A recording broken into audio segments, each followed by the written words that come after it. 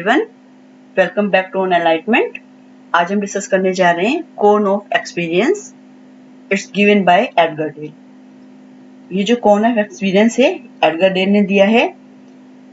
और जैसे कि हम जानते हैं कि जब हमारे रियल लाइफ में बहुत सारे एक्सपीरियंस होते हैं और उन एक्सपीरियंस से हमारी लर्निंग होती है, और ये बहुत सी बातें ऐसी होती हैं कि जो हम एक्सपीरियंस से ही सीखते हैं, कुछ पढ़कर, कुछ देखकर, कुछ सुनकर। और जब हम स्टूडेंट्स को कुछ इन्फॉर्मेशन देते हैं तब देखना है कि कितना रिटेंशन होगा। ये सभी एक्सपीरियंस एडगर डेल ने अपने कोन ऑफ एक्सपीरियंस के थ्रू इसको समझाया है कि ये जो है कि एक्सपीरियंस किस किस तरह से हैं और इन एक्सपीरियंस को जो है गेन करने के लिए किस टीचिंग एड का यूज करना ज्यादा उपयोगी होगा।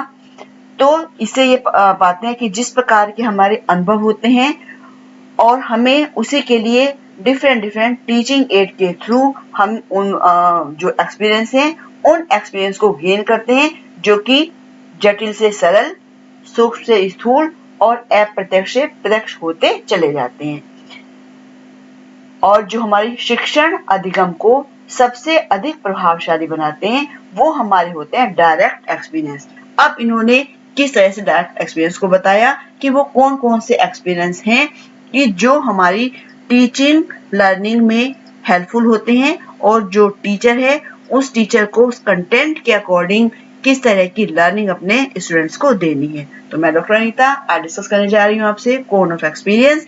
और यदि आपको वीडियो पसंद आती है लाइक शेयर सब्सक्राइब जरूर कीजिएगा। अब देखते हैं cone of experience. Edgar Dale was an American educator who developed the cone of experience, also known as the learning pyramid।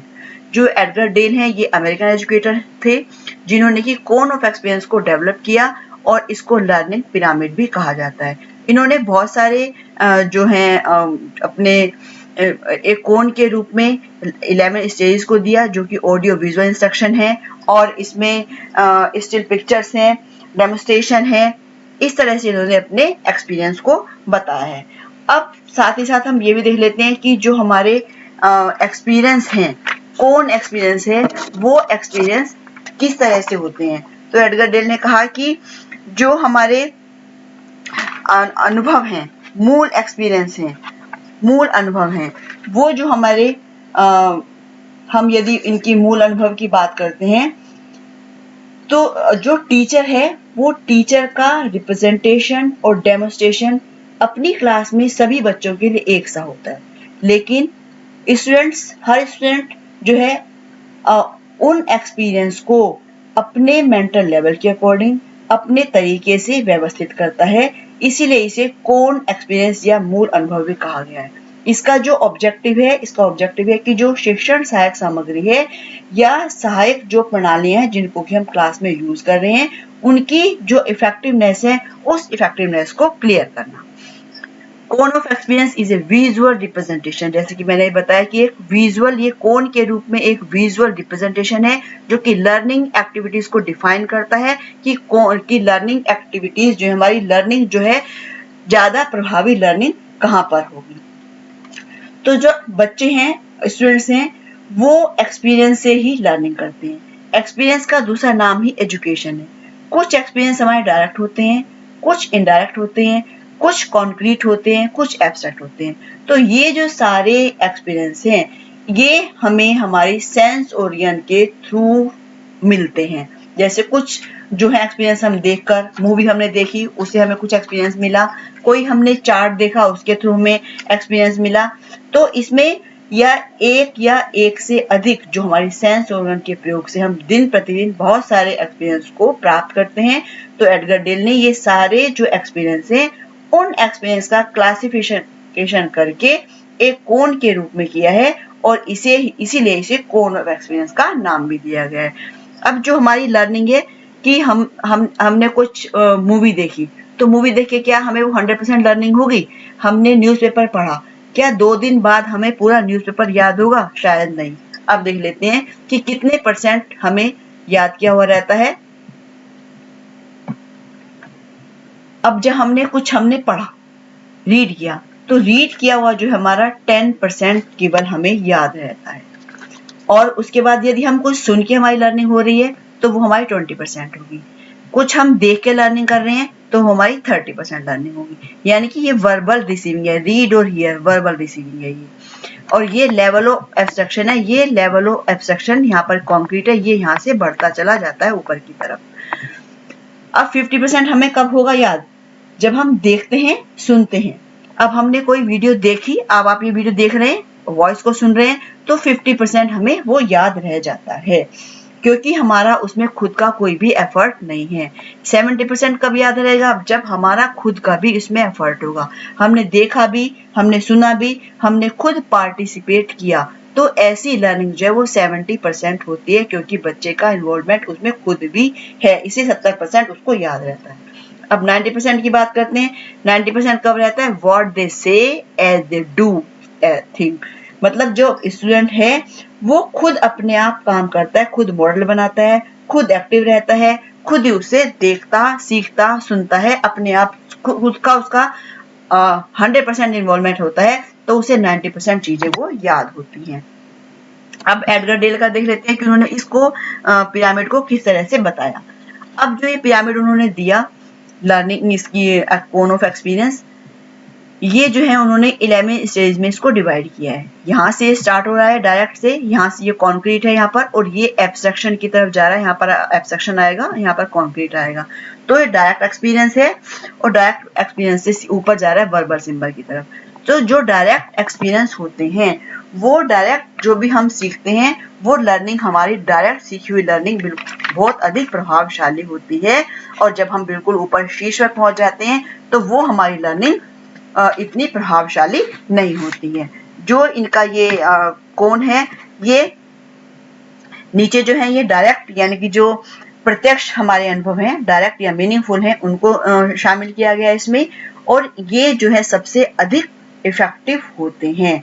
अब यदि हम देखें कि ऊपर की ओर जाते देखते जो घटता हुआ दिखाई दे रहा है, ऊपर की ओर हम यहाँ तक पहुंचते हैं, तो यहाँ पर यह वर्बल सिंबल, मौखिक शब्दों का प्रभाव सबसे कम होता है, जबकि जो डायरेक्ट एक्सपीरियंस होते हैं उनका प्रभाव सबसे ज्यादा दिखाई देता है। अब देखते हैं कि उन्होंने किस तरह से बताया इस प्रभाव को।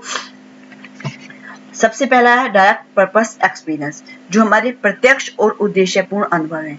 तो ये जो एक्सपीरियंस सबसे ज्यादा इफेक्टिव होते हैं, क्योंकि इसमें हमारी जो सेंसरी ऑर्गन्स हैं वो सारी एक्टिव रहती हैं। हम देखते हैं, सुनते हैं, फील भी करते हैं। जैसे कि मान लीजिए एक एग्जांपल के लिए कि हम ड्राइव कर रहे हैं और हम कहीं जा रहे हैं, उसमें आगे लिखा है कि आगे अवरोधक है, गाड़ी सावधानी से चलाएं, लेकिन फिर भी गाड़ी को स्पीडली चला रहे हैं, तो फिर कुछ ना कुछ मिस हैपनिंग होगी। इससे हमें डायरेक्ट एक्सपीरियंस मिलेगा, और हम भविष्य में कभी भी इस तरह से गाड़ी नहीं चलाएंगे, और जो भी बैरियर्स हैं, अवरोधक दिए हुए हैं या कोई साइन दिया है, तो उसका हम ध्यान रखेंगे। इससे क्या हुआ कि हमें डायरेक्ट लर्निंग मिली कि हम फिर भविष्य में ऐसा नहीं करेंगे। इसी आधार पर एडगर डेल ने जो रियल डायरेक्ट एक्सपीरियंस है, उन्हें एक्सपीरियंस को सबसे अधिक इफेक्टिव बताया है उन्होंने, कि हम स्टूडेंट्स को जो विषय संबंधी अधिगम अनुभव अर्जित करने के लिए अपनी हमारी जो टीचिंग मेथड है, उसमें सदैव हमें ये ध्यान रखना है कि स्टूडेंट्स को जो रियल ऑब्जेक्ट हैं, रियल इंसिडेंट हैं, उनसे कांटेक्ट करा करके रियल एक्सपीरियंस हम उनको ज्यादा से ज्यादा उनको प्रोवाइड करें, जिससे कि उनकी लर्निंग ज्यादा स्टेबल होगी। उसके बाद है कंट्राइव्ड एक्सपीरियंस, यानी कि नियोजित कृत्रिम अनुभव। ये तो हमने खुद फील किया, इस अनुभव को हमने खुद प्राप्त किया। ये जो अनुभव है हमें दूसरे से मिलेगा किसी, यानी कि ये सेकेंड है, ये सेकेंडरी हो गया, किसी दूसरे से हमें मिल रहा है। या फिर इसको ये कह सकते हैं कि जो ये डायरेक्ट नहीं होते हैं एक्सपीरियंस, और बहुत सी बार क्लास में ऐसी सिचुएशंस भी आती हैं कि हमें उस अपेक्षित ज्ञान या स्किल्स को अंडरस्टैंडिंग डेवलप करने के लिए हम जो है डायरेक्ट एक्सपीरियंस बच्चों को प्रोवाइड नहीं कर सकते। इसके लिए हम क्या करेंगे, बच्चों को वर्किंग मॉडल बना देंगे, जैसे कि हैंडपंप आदि का मॉडल बनाकर उसे पानी कैसे निकाला जाता है। तो यहाँ पर हम कंट्राइव्ड एक्सपीरियंस बच्चों को प्रोवाइड करेंगे। इस तरह से लेबोरेटरी में स्टूडेंट्स जो भी टेस्टिंग करता है, जो भी एक्सपेरिमेंट करता है, वो एक नियोजित कृत्रिम अनुभव होता है, यानी कंट्राइव्ड एक्सपीरियंस ही होता है। इसके बाद है आपका, अब ऊपर की, जैसे जैसे हम ऊपर की तरफ बढ़ते जाएंगे वैसे वैसे हमारी सेंसरी ऑर्गन्स जो है कम होती चली जाएंगी, यानी कि एब्स्ट्रैक्शन जो है वो बढ़ता चला जाएगा। जैसे जैसे एब्स्ट्रैक्शन बढ़ रहा है, नंबर ऑफ सेंसरी ऑर्गन्स जो है वो कम हो रही हैं।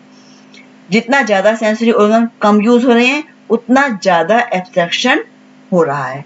इसके बाद है आपका ड्रामेटाइज एक्सपीरियंस, यानी कि नाटकीय। तो बहुत सारे हमारे कंटेंट ऐसे होते हैं कि जिनको हम ड्रामा के थ्रू पढ़ाते हैं, एक रोल प्ले कर देते हैं। जैसे कि हिस्ट्री में सती प्रथा पढ़ाना है, हल्दी घाटी का युद्ध पढ़ाना है, तो उसके लिए इसको यूज किया जाता है। उसके बाद है डेमोन्स्ट्रेशन, कोई डेमो करके दिखाना। जैसे कि बीएड और बीडीसी वाले बच्चों के लिए माइक्रो टीचिंग की जाती है।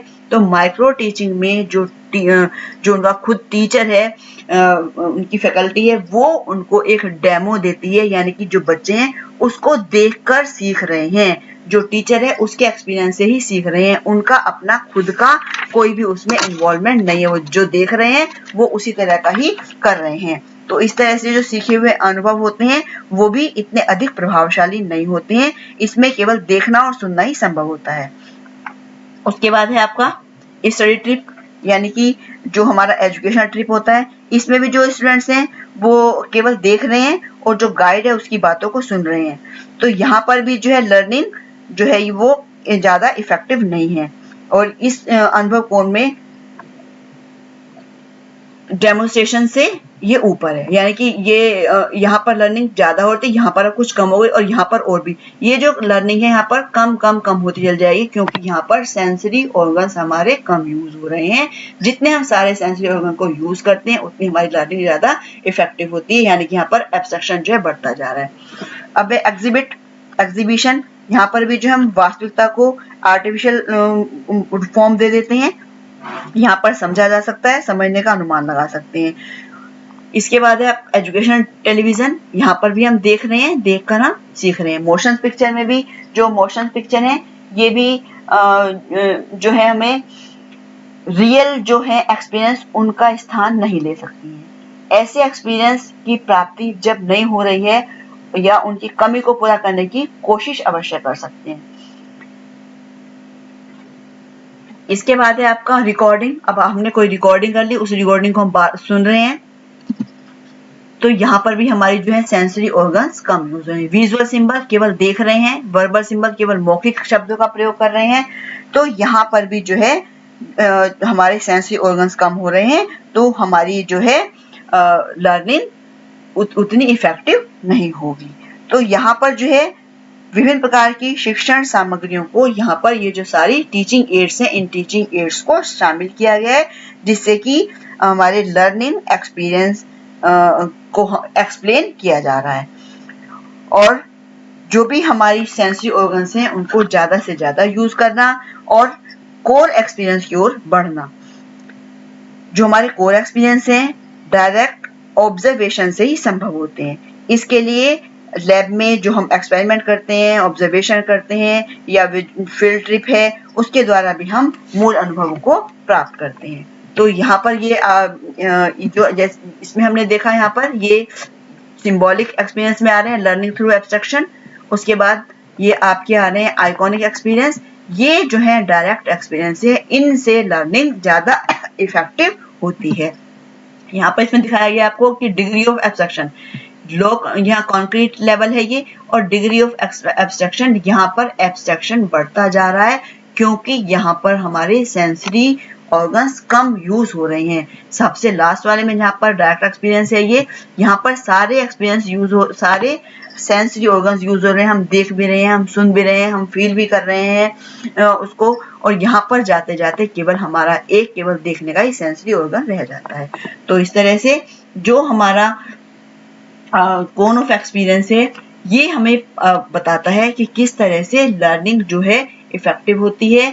दो तरह की लर्निंग आपकी, एक्टिव और पैसिव। तो एक्टिव लर्निंग किस तरह से होगी, आपको किस तरह से अपनी क्लास में बच्चों के साथ उनको एक्टिव करने के लिए, उनको 100% लर्निंग कराने के लिए बच्चों को खुद भी उस कंटेंट के लिए इन्वॉल्व करना है।